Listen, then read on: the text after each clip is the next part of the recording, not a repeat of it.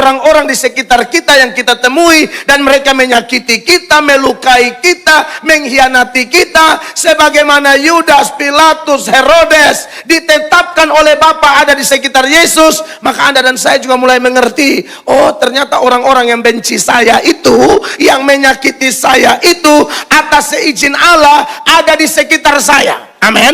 Harus percaya ini. Karena Allah turut bekerja dalam segala sesuatu. Tak selalu Tuhan menjawab doa, namun Dia beri yang terbaik di waktu yang tepat. Beri tepuk tangan yang meriah bagi Tuhan Yesus. Silakan duduk jemaat terkasih. Puji Tuhan, salam. Saya bersyukur saya ada lagi di Gereja Bethel Indonesia, Ghost and Blessing Surabaya, untuk menyampaikan firman Allah. Dan saya bersyukur bahwa setiap jemaat memiliki kerinduan yang besar untuk terus ada di hadirat Tuhan dan mengalami kuasa Tuhan luar biasa. Amin. Rumah Tuhan itu sangat penting. Bahkan Raja sekelas Daud pun dia berkata, aku bersuka cita ketika dikatakan orang kepadaku, mari pergi ke rumah Tuhan. Dekat dengan Tuhanlah yang membuat Daud sukses, Daud kuat, Daud mampu menghadapi setiap proses. Bahkan ketika dia jatuh pun dia bisa bangun kembali. Amin. Tempat ternyaman di kolong langit ini adalah hadirat Allah. Bukan Bali, bukan Hawaii, bukan Swiss, bukan New York, bukan. Tempat terindah, ternyaman di dunia ini adalah hadirat Tuhan Yesus Kristus. Yang setuju, tepuk tangan yang meriah bagi Tuhan Yesus. Bapak Ibu terkasih, saya akan mengajak kita membaca firman Allah di dalam Yohanes pasal 6 ayat 70 dan 71. Yohanes pasal 6 ayat 70 dan 71. Mari kita perhatikan ayatnya dan kita baca sama-sama dalam hitungan ketiga. Yohanes pasal 6 ayat 70 dan 71. 1, 2, dan 3. Jawab Yesus kepada mereka, bukankah aku sendiri yang telah memilih kamu yang 12 ini? Namun seorang di antaramu adalah iblis. Yang dimaksudkannya ialah Yudas anak Simon Iskariot. Sebab dialah yang akan menyerahkan Yesus. Dia seorang di antara ke-12 murid itu. Bapak Ibu jemaat yang diberkati Tuhan, saya akan menyoroti satu tema, yaitu Yudas dan Iblis, atau sang rasul dan iblis. Di sekitar penderitaan Kristus, lalu menuju Jumat Agung, dan menuju Paskah dan seterusnya, satu nama yang paling menyolok di dalam cerita-cerita seputaran penderitaan Yesus adalah seorang rasul yang dalam teks kita disebut dengan iblis. Rasul tapi iblis, yaitu Yudas Iskariot. Nah saudara-saudara, sebelum saya lebih jauh menyoroti tema kita ini, saudara-saudara, perlu Bapak Ibu ketahui bahwa kitab suci kita ini adalah buku yang paling jujur. Tidak ada yang disembunyikan. Kelebihan tokoh-tokoh Alkitab dikasih tahu, kelemahan tokoh Alkitab juga tidak disembunyikan. Kelebihan mereka dikasih tahu, supaya dari kelebihan mereka kita belajar, kita teladani untuk kemuliaan Allah. Tapi pelanggaran-pelanggaran dari orang-orang yang ada di Alkitab, itu juga ditulis supaya menjadi pelajaran bagi kita. Saya contohkan beberapa. Misalnya di 1 Korintus pasal 10 mulai ayat 9, di situ ada data saudara-saudara yang mengingatkan kita peristiwa perjanjian lama, generasi Musa yang suka bersungut-sungut, menghina Tuhan, menghina hamba Tuhan, menghina jalan Tuhan, menghina berkat Tuhan, suka protes, akhirnya mereka dipagut ular, dibunuh oleh malaikat maut dan seterusnya. Itu semua ditulis untuk kita belajar hari ini. 1 Korintus pasal 10 mulai ayat 9, perhatikan ayatnya. Dan janganlah kita mencobai Tuhan, seperti yang dilakukan oleh beberapa orang dari mereka, sehingga mereka mati dipagut ular. Terus. Dan janganlah bersungut-sungut seperti yang dilakukan oleh beberapa dari mereka, sehingga mereka dibinasakan oleh malaikat maut. Ayat 11 kita baca sama-sama jemaat, 1, 2, 3. Semuanya ini telah menimpa mereka sebagai contoh dan dituliskan untuk menjadi peringatan bagi kita yang hidup pada waktu di mana zaman akhir telah tiba. Makanya penting dengar khotbah, belajar Alkitab, perhatikan. Karena apa yang dibahas, apa yang ditulis itu bagi kita. Jadi disitulah pentingnya memperhatikan firman. Takutnya saudara tidak perhatikan, tahu-tahu apa yang kita dengar, apa yang dibahas oleh pendeta terjadi dalam hidup saudara, baru kita kaget, loh kenapa begini, kenapa begitu, kan ayatnya sudah ada. Tidak ada khotbah yang tidak relevan. Semua khotbah itu pasti relevan. Bayangin aja nih saudara-saudara, murid-murid lagi baik-baik, kondisi lagi nyaman, kemana-mana bersama Yesus. Yesus bikin mujizat, ya. Yesus viral banget, dikelilingin orang. Alkitab sering menyebut dengan istilah orang berbondong-bondong ikut Yesus. Mereka juga ada dalam kecipratan popularitas. Mereka ada dalam ring satunya Tuhan Yesus. Mereka ikut terkenal. Tapi lagi terkenal, lagi banyak mujizat, lagi banyak perkara ajaib. Tuhan Yesus bilang begini, nanti suatu saat kalian akan ditangkap, kalian akan diadili, kalian akan dianiaya, bahkan kalian akan dibenci oleh semua orang oleh karena namaku. Memang kadang-kadang tidak enak ya. Kita maunya dengar yang enak. Yesus bilang tidak, kamu akan ditangkap. Kalau mau ikut maunya Petrus, Thomas, Yakobus, aduh Tuhan, ini suasananya lagi enak nih, lagi banyak mujizat, lagi banyak berkat, lagi banyak keajaiban. Jangan ngomong tangkap-tangkap dong. Jangan ngomong aniaya dong. Itu maunya manusia, maunya pendengar. Tapi firman yang datang ini suka-suka sang pemilik firman. Amin. Pemilik firman bukan pendeta. Pemilik firman bukan rasul, pemilik firman bukan nabi. Pemilik firman adalah Tuhan. Nabi, rasul, pendeta, gembala, pendeta-pendeta yang diundang misalnya ke Goshen, kami hanya juru bicara Allah, roh tuntun apa, kami bicara itu. Amin Bapak Ibu. Jadi tidak bisa jemaat datang dengan ekspektasi tinggi, wah semoga bahas mujizat nih. Ya saya juga bahas mujizat nanti. Kan ada ngomong mujizat tadi. Hanya di tengah-tengah mujizat Yesus bilang, kamu ditangkap. Kamu dianiaya. Waktu mereka dengar, tidak langsung besok terjadi, tapi tetap akan terjadi. Amin. Buktinya mereka kebanyakan mati martir semua. Artinya khotbah itu pasti relevan. Entah relevannya setelah pulang dari gereja, 1 minggu lagi, 1 bulan lagi, 3 bulan lagi, 6 bulan lagi, tahun depan, pokoknya firman yang pergi tidak akan kembali dengan sia-sia. Pasti relevan. Orang kalau paham itu, dia pasti langsung tepuk tangan kayak begitu. Langsung amin. Pasti relevan. Nah, jadi kekasih-kekasih Allah, penting kita memperhatikan firman Tuhan. Nah, menarik. Hari ini kita bicara tentang Yudas Iskariot, ya. Sambil melihat tokoh ini yang disebut oleh Yesus sendiri iblis. Kadang-kadang memang topik seputaran Yudas ini cukup berat.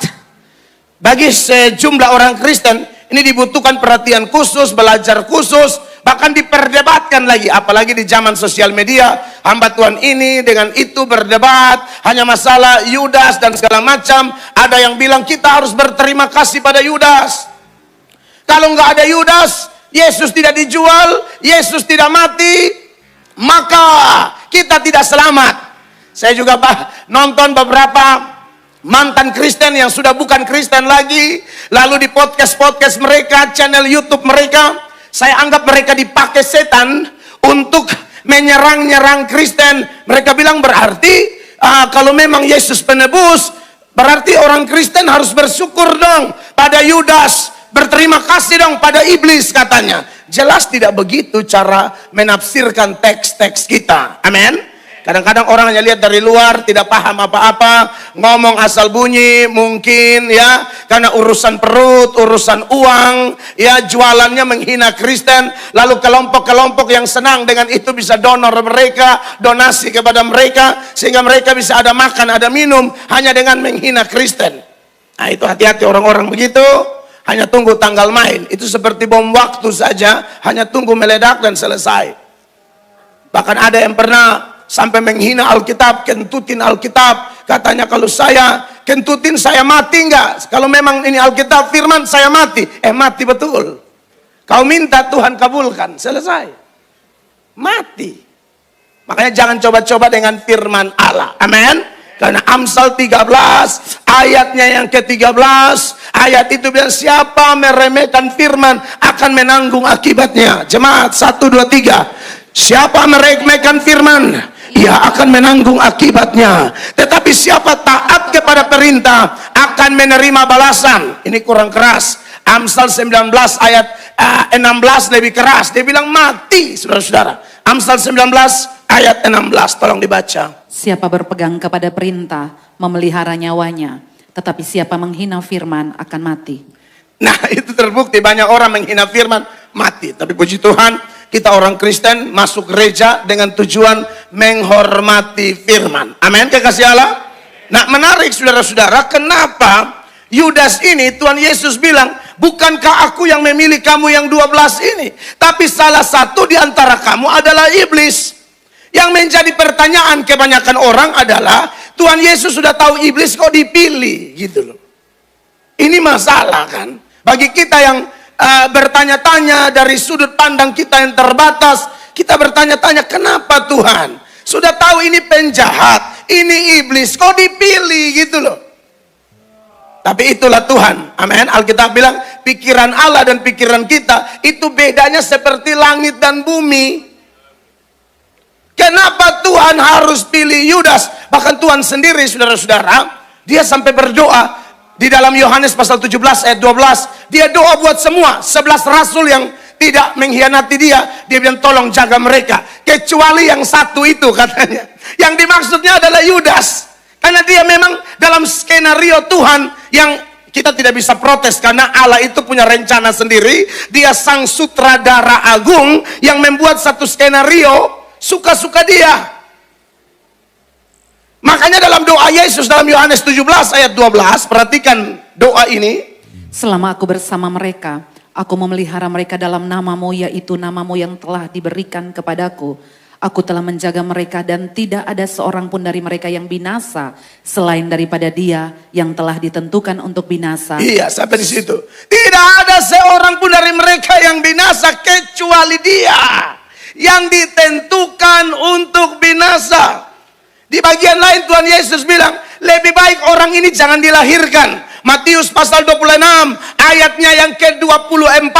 Matius pasal 26 ayatnya yang ke-24 dikatakan demikian. Anak manusia memang akan pergi sesuai dengan apa yang tertulis tentang dia. Iya. Akan tetapi celakalah orang yang olehnya anak manusia itu diserahkan. Adalah lebih baik bagi orang itu sekiranya ia tidak dilahirkan. Adalah lebih baik bagi orang itu sekiranya ia tidak dilahirkan. Betul, saya akan pergi sesuai dengan yang ditetapkan. Dalam penetapan Allah itu harus ada orang yang bernama Yudas yang akan menjadi pengkhianat. Bahkan tahukah Bapak Ibu, dalam penetapan Tuhan berkaitan dengan penderitaan sampai kematian Yesus, bukan hanya ada Yudas, ada orang-orang lain lagi. Seperti Pilatus, Herodes, bangsa-bangsa Yahudi yang melawan Yesus. Itu semua ditetapkan oleh Allah, saudara-saudara.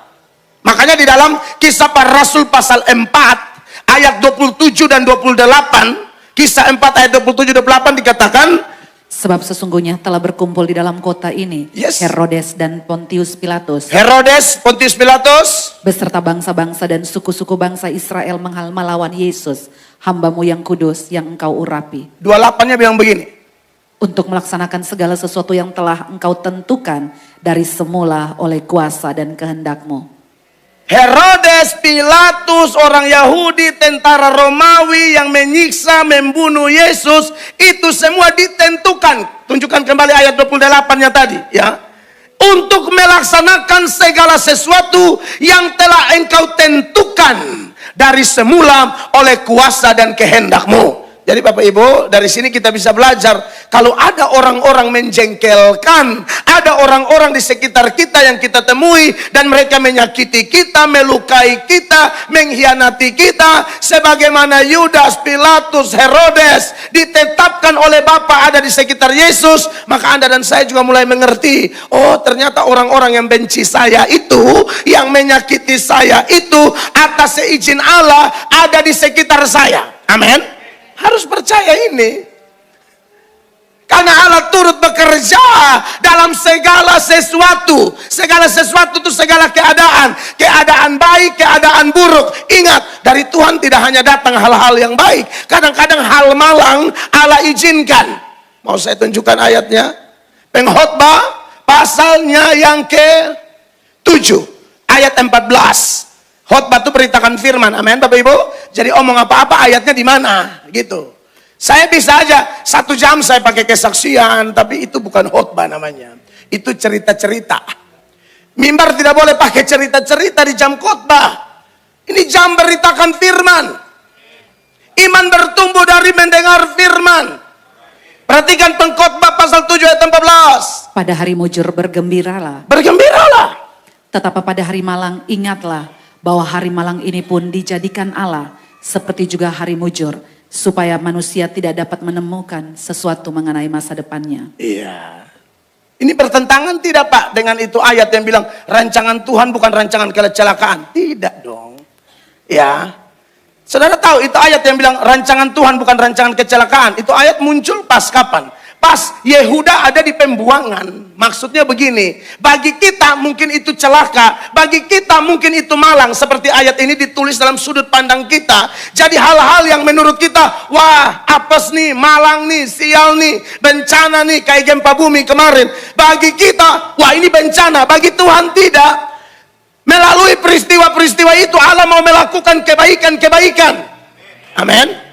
Bisa saja yang kemarin-kemarin tidak tahu berdoa, tidak tahu gereja, dengan satu goyangan langsung ingat hari Minggu cek jadwal. Iya kan?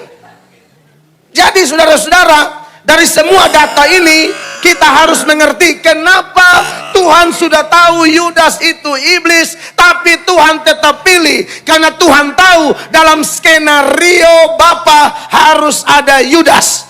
Yudas dipilih bukan untuk masuk surga. Yudas dipilih bukan seperti Bapa memilih orang-orang berdosa masuk surga, bukan. Dalam skenario Bapa, Yudas memang adalah seorang iblis, tapi itu terserah Tuhan. Amin. Ini kadang-kadang kita sebagai orang Kristen salah di dalam memakai standar firman. Ulangan 29 ayat 29, di situ dikasih tahu buat kita semua ada 2 standar. Ada standarnya Tuhan, ada standarnya kita. Ada kehendak Allah dalam arti kehendak Allah yang tersembunyi, tapi ada kehendak Allah yang dinyatakan. Yang tersembunyi itu urusan Allah, yang dinyatakan urusan kita. Saya buktikan datanya ya. Perhatikan. Hal-hal yang tersembunyi ialah bagi Tuhan Allah kita. Sampai di situ. Hal-hal yang tersembunyi ialah bagi siapa? Tuhan Allah kita. Kapan kita mati, urusan Dia. Amin. Kapan kiamat, urusan Dia. Gak usah cari-cari tahu. Kan ada orang tuh yang eskatomania dan juga eskatofobia. Ini kelompok orang yang maniak banget kalau ngomong akhir zaman, tapi juga ketakutan banget kalau ngomong akhir zaman. Kita bukan eskatomania, kita bukan eskatofobia, kita biasa-biasa aja. Tuhan mau datang kapan, urusan Tuhan itu kan tersembunyi. Amin. Yang belum nikah nanti kita nikah dengan siapa, itu juga masih tersembunyi, tapi nanti dibukakan. Semua yang tersembunyi nanti dibukakan. Ya. Nah, siapa dipilih, siapa tidak dipilih, siapa masuk surga, siapa tidak, kita tidak tahu. Urusan kita adalah apa yang dinyatakan. Perhatikan bagian berikut. Tetapi hal-hal yang dinyatakan ialah bagi kita dan bagi anak-anak kita. Sampai di situ. Tetapi hal-hal yang dinyatakan, nah ini yang dinyatakan di sini nih. Maksudnya apa yang tertulis ya ikut saja. Kadang-kadang ada orang tuh, aduh kasihan banget. Persoalkan, kenapa sih begini, kenapa sih begitu. Ada yang datang ke saya konsultasi, tanya panjang lebar. Kenapa ya Tuhan tuh kok begitu ya? Kenapa pilih Yudas ya? Kenapa begini, begitu? Dia kan sudah tahu, maha tahu. Kenapa dia tidak cegah ular di Taman Eden supaya jangan mencobai Adam dan Hawa, sehingga Adam dan Hawa tidak jatuh dalam dosa. Kan imbasnya kita juga. Kenapa ya begitu? Itu tersembunyi, itu urusan Allah. Itu bukan pedoman kita, itu bukan standar kita. Dia ngomong banyak, saya tanya, hari Minggu kemarin ke gereja? Tidak. Loh, itu yang dinyatakan kepada kita. Ingat dan kuduskan hari Sabat. Jangan menjauhkan diri dari pertemuan-pertemuan ibadah. Latihan badani terbatas gunanya, tapi ibadah berguna dalam segala hal. Apa yang dinyatakan kepadamu, kau tidak lakukan. Padahal itulah standarmu, padahal itulah pedomanmu. Kenapa kau otak-atik yang tersembunyi? Itu bukan urusan kita. Amin, kekasih Allah. Maka dari itu, sebagai anak-anak Tuhan Yesus, siapapun saya dan saudara, datang gereja mencari apa sih yang dinyatakan bagi kita. Yang Tuhan suruh nyatakan apa? Belum bertobat, bertobat. Ya, malas perpuluhan, tolong kasih perpuluhan dong. Itu di sosial media bilang, ada pengajar tentu bilang perpuluhan tidak boleh lagi. Kau dari mana datang omong perpuluhan tidak boleh? Kau baca Alkitab bagaimana? Di sini perpuluhan tidak boleh, Pak ya? Oh, kirain tidak boleh. Itu ada di Alkitab, saya bisa buktikan panjang lebar itu. Tapi bukan momennya di sini. Ya, yang menikah, kalau sudah menikah, setia sama pasangan. Jangan ada pil, jangan ada will. Itu yang dinyatakan. Suami mengasihi istri, istri tunduk kepada suami. Anak-anak hormat orang tua, supaya panjang umur. Kan yang dinyatakan itu. Amin, terkasih Tuhan. Anak muda apalagi pelayan, belum nikah, pacarannya bagaimana? Kudus. Tidak bisa percabulan malam minggu, singer hari minggu. Wah, itu kacau, gereja nanti sial. Sorry to say. Itu kan yang dinyatakan. Yang dinyatakan kita tidak terima, kita tidak lakukan. Tapi pusing dengan kapan Yesus datang. Loh, urusan apa? Amin, kekasih Tuhan. Nah, oleh karena itu, jemaat yang diberkati oleh Tuhan Yesus, dengan penjelasan seperti itu, Yudas dipilih, tidak dipilih, Yudas masuk neraka, maksud saya, itu urusan Bapa, bukan urusan kita. Tapi urusan kita adalah, karena ini ditulis supaya kita pelajari, maka kita mesti hati-hati supaya jangan ada Yudas dalam gereja. Jangan ada Yudas di GBI. Amin. Jangan ada Yudas Iskariot di gereja Bethel Indonesia ini. Yudas itu sama dengan iblis, kata Alkitab.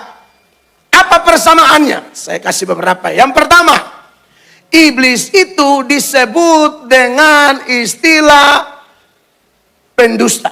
Amin. Iblis itu pendusta, Bapak Ibu terkasih. Di dalam Yohanes pasal 8 ayat 44, Tuhan Yesus bilang sama orang-orang Yahudi yang tidak bertobat, yang tidak percaya Yesus. Tuhan Yesus bilang, bapamu iblis, dan iblis itu pendusta besar. Perhatikan. Iblislah yang menjadi bapamu, dan kamu ingin melakukan keinginan-keinginan bapamu. Ia adalah pembunuh manusia sejak semula, dan tidak hidup dalam kebenaran. Sebab di dalam dia tidak ada kebenaran. Apabila ia berkata dusta, ia berkata atas kehendaknya sendiri, sebab ia adalah pendusta dan bapa segala dusta. Yesus bilang Yudas iblis, iblis pendusta. Ada tidak sifat itu dalam Yudas? Ada. Satu kali di perjamuan malam di Matius pasal 26, tadi ayat 24 dan 25, Yesus bilang akan ada yang menyerahkan aku. Yudas langsung bilang begini, bukan aku ya. Bayangkan, saudara lihat. Matius 26, 24, 25. Padahal dia bilang bukan aku. Ini sama kayak bapaknya, pendusta. Perhatikan. Anak manusia memang akan pergi sesuai dengan yang ada tertulis tentang dia. Akan tetapi celakalah orang yang olehnya anak manusia itu diserahkan. Adalah lebih baik bagi orang itu sekiranya ia tidak dilahirkan. Lalu dia 25 Yudas bilang apa? Yudas yang hendak menyerahkan dia itu menjawab katanya, bukan aku ya Rabi. Kata Yesus kepadanya, engkau telah mengatakannya. Ini penipu ini. Di sini ada penipu tidak?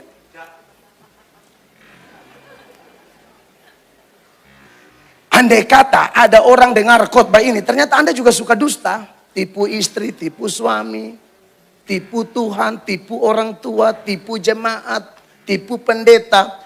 Anda gak beda jauh sama Yudas, hati-hati loh. Itu maksud khotbah pagi ini. Datang untuk periksa kita, masih ada lidah dusta? Masih ada ngomong mutar sana, mutar sini? Kadang-kadang ada pedagang tuh yang tanpa sadari dia berdusta. Sorry, ini saya bagi aja nih ya. Kalau ada orang bilang dia tidak berdusta, ada orang yang berani berkata, aku tidak pernah berdusta. Sesungguhnya orang itu sedang berdusta. Ulang. Kalau ada orang bilang, aku tidak pernah berdusta, sesungguhnya dia sedang berdusta. Mana mungkin orang tidak berdusta? Satu-satunya yang tidak pernah berdusta itu hanya Tuhan Yesus. Kita semua termasuk saya pasti pernah.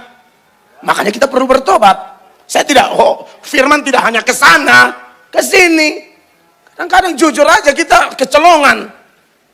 Jam khotbah misalnya udah terlambat, bingung nih. Baru orang kasih tahu, Pak ternyata ada khotbah, bingung juga. Pernah nih, dan saya mengaku di hadapan Tuhan sini. Pak posisi di mana? On the way, on the way, on the way. Apa baru bangun ini? Jujur aja. Saudaraku, saya ngomong ini supaya kita semua introspeksi, amin. Kalau ada yang begitu-begitu, minta ampun kepada Tuhan, supaya kita pindah dari grup iblis kepada grup Tuhan, amin. Yang kedua, karena 8:15 kita harus berhenti ya. Saya tidak terlalu panjang di situ lah, kita terjemahkan masing-masing. Tapi kalau ada yang masih berdusta, kita semua bertobat, amin. Saya tidak sedang posisikan diri jadi malaikat Superman rohani di mimbar, tidak, jangan. Justru saya sedang berdusta kalau saya berkata saya tidak pernah melakukan kesalahan itu. Sekalipun udah jadi pendeta loh. Bisa tidak pendeta, jemaat mau didoakan, pendetanya bilang nggak ada. Bisa loh. Menurut saya jahat itu. Kita harus bertobat. Saya dan ingat ya, setiap dosa itu pasti kena teguran. Saya melakukan dusta-dusta kecil, Tuhan langsung hantam kita. Iya, dia Bapa. Suka-suka dia tidak mau kita jadi kayak Yudas. Dia tidak mau kita seperti iblis. Dia sudah bayar kita dengan darah Yesus. Jadi kalau kita mulai kelakuan tidak mirip dengan dia punya mau, dia akan sentil kita. Makanya kita bersyukur itu bukan hanya saat diberkati, saat ditegur pun kita bersyukur. Amin. Karena Bapa memperlakukan kita sebagai anak. Di mana terdapat anak, kata penulis Ibrani, yang tidak dihajar oleh bapaknya. Dia hajar kita supaya kita hidup kudus. Yang kedua, setan itu apa? Saudara-saudara, selain pendusta, dia tuh pencuri. Pencuri hanya datang untuk mencuri dan seterusnya. Setan itu pencuri. Dia mau curi jiwa-jiwa supaya masuk neraka dengan dia. Sekarang kita lihat kepada Yudas. Yudas pencuri tidak? Pencuri, dia kan pemegang kas. Dia pencuri, coba cek aja di dalam Yohanes 12 mulai ayat 4. Jadi yang suka curi-curi di sini, nanti saya jelaskan apa itu pencuri ya. Perhatikan ini ayat. Tetapi Yudas Iskariot, seorang dari murid-murid Yesus yang akan segera menyerahkan dia berkata, mengapa minyak narwastu ini tidak dijual 300 dinar dan uangnya diberikan kepada orang-orang miskin? Ini ceritanya Maria, saudaranya Lazarus, meminyaki kaki Yesus. Lalu si Yudas ini protes ya. Lalu dia bilang begini seperti yang dibacakan tadi, ayat 6 dan seterusnya. Hal ini dikatakannya bukan karena ia memperhatikan nasib orang-orang miskin. Omong kosong, dia sok bela miskin padahal hatinya busuk. Melainkan karena ia adalah seorang pencuri. Ia sering mengambil uang yang disimpan dalam kas yang dipegangnya. Jadi ketika Yesus bilang, Yudas itu iblis, memang sifatnya mirip iblis. Iblis pendusta, dia pendusta. Iblis pencuri, dia pencuri. Apa definisi mencuri? Mengambil sesuatu yang bukan milik kita. Amin. Nah, sekarang kita gali. Kira-kira apa di hidup kita ini dalam kaitan hubungan kita dengan Tuhan yang adalah milik kita? Bukankah semuanya milik Tuhan? Kita datang dengan telanjang, kita meninggal nanti dengan telanjang. Kita lahir tidak bawa apa-apa, kita meninggal tidak bawa apa-apa. Kita punya apa-apa karena Tuhan titip sesuatu kepada kita. Titip napas, titip usaha, bisnis, keluarga, kepintaran, pendidikan, apalagi. Semua yang kita punya itu dari Tuhan. Amin. Jadi jangan coba-coba pakai itu tanpa sepengetahuan pemiliknya.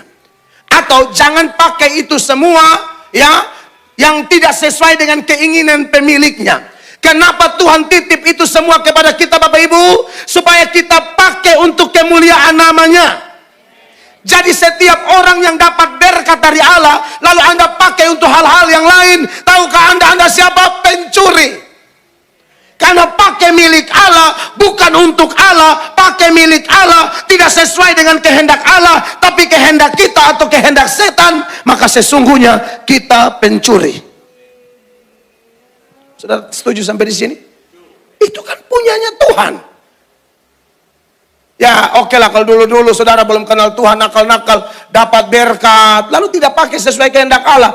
Allah mau dapat berkat pakai sesuai kehendak Allah. Seperti yang saya bilang tadi, dapat berkat 10% pisah, disisikan, bukan disisakan.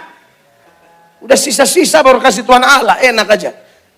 Kasih Tuhan itu yang terbaik, dia Tuhan yang besar. Baca kitab Maliaki, Tuhan marah mereka karena bawa korban-korban yang tidak baik. Tuhan bilang, aku ini dari terbit sampai terbenamnya matahari, aku Allah yang besar. Kenapa kau bawa persembahan model begitu? Coba kamu bawa persembahan ke binatang buta, kepada gubernurmu atau bupatimu, apakah mereka terima? Tidak. Jangan coba-coba bawa yang tidak benar di hadapan Allah.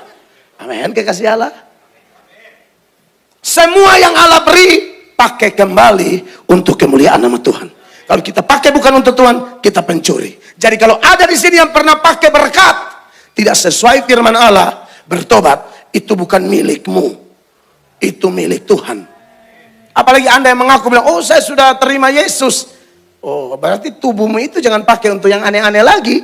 Sebab 1 Korintus 6 ayat 20 bilang, itu telah dibayar lunas, bukan milikmu lagi.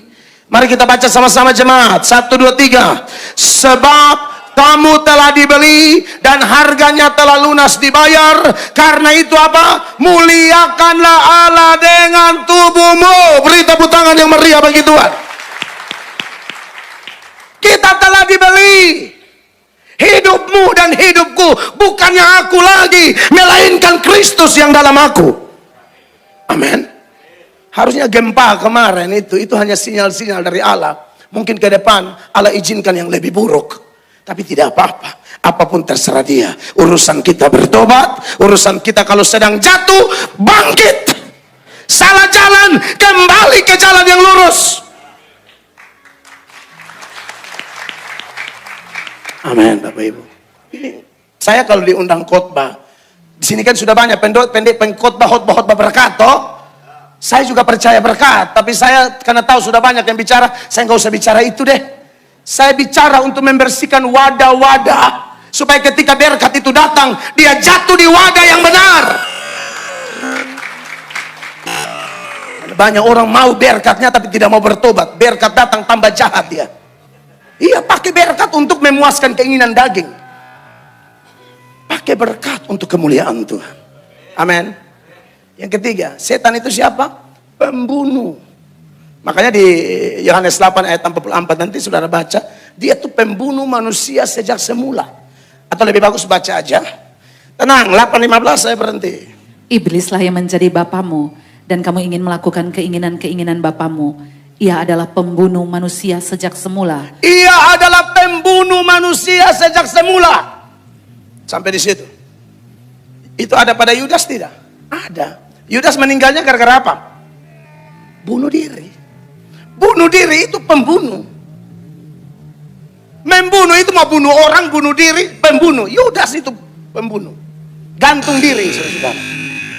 Jangan gara-gara masalah saudara otak mulai lari. Baygon, jangan. Gantung diri, jangan. Kamu tidak berkuasa atas dirimu sendiri. Dirimu itu milik Tuhan sekali lagi. Amin. Oh puji Tuhan, saya nggak ada niat bunuh diri. Iya, tapi kalau Anda suka benci orang, Anda pembunuh. 1 Yohanes 3:15. Mungkin Anda tidak bunuh diri, tapi Anda tidak bisa ampuni orang-orang yang pernah menyakiti Anda. Padahal sudah 2024, sudah bulan Maret 2024, sebentar lagi bulan 4. Tapi saudara masih simpan kepahitan dari tahun 2021, 2022, 2023. Anda pembunuh dan tidak ada pembunuh masuk surga. Perhatikan ini ayat. Setiap orang yang membenci saudaranya adalah seorang pembunuh manusia. Amin. Dan kamu tahu bahwa tidak ada seorang pembunuh yang tetap memiliki hidup yang kekal di dalam dirinya. Ampunilah. Jangan jadi pembunuh-pembunuh padahal sudah Kristen. Angkat tangan di gereja tapi pulang lihat orang itu langsung benci, sumpah serapah, kutuk. Lidah yang sama kata Yakobus memuji Allah, lidah yang sama kutuk orang. Tidak boleh. Kita dibersihkan pagi ini. Amin. Yang terakhir. Sudah mau dekat terakhir. Setan itu ya, itu provokator, suka adu domba. Setan itu di hadapan Allah, dia jelekan Ayub. Di hadapan Adam dan Hawa, dia jelekan Allah. Jadi divide et impera. Yudas tadi juga begitu. Dia memprovokasi orang untuk membenci Maria saat Maria mempersembahkan korban. Makanya beberapa data mengatakan semua orang juga terpengaruh dengan dia. Sekarang saya tanya, ada yang begitu di gereja ini atau tidak? Yang suka adu domba. Di depan A kita jelek-jelekan B, di depan B kita jelek-jelekan A. Kita kayak pisau silet. Pisau cukur yang silet bermata dua, hantam sana, hantam sini. Kalau ada manusia model begitu, harus bertobat. Anda jahat tuh. Sifatmu kayak setan. Suka adu domba. Kita ini pembawa damai, bukan pembawa perpecahan. Gereja Gosen ini lagi diberkati Tuhan. Jadi menurut saya, semua yang ada di sini harus orang-orang yang bawa damai. Kalau ada orang bermasalah, kita perdamaikan. Bukan semakin memperuncing masalah. Dan ingat, kita bisa melakukan itu semua kalau Roh Kudus ada dalam kita. Dan kapan Roh Kudus ada dalam kita? Efesus bilang saat kita percaya Yesus, kita dimeteraikan dengan Roh Kudus. Beri tepuk tangan yang meriah bagi Tuhan. Tak selalu Tuhan menjawab doa, namun Dia beri yang terbaik di waktu yang tepat.